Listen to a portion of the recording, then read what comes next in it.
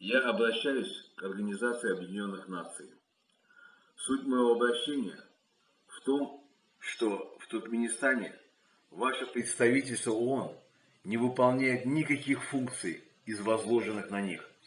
Они занимаются соглашательством с властями, не ведут никакую работу и зря получают деньги. Они даже элементарно не осуществляют контроль за сохранением прав человека и занимается соглашательством. Я хочу обратиться к вам, что эти люди зря получают деньги.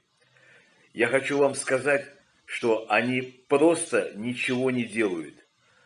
Я обращаюсь к вам, чтобы вы убрали этих людей, так как они себя полностью дискредитировали и отправили в Туркмению честных, порядочных, действительно болеющих за это дело людей, которые начали наконец что-то делать.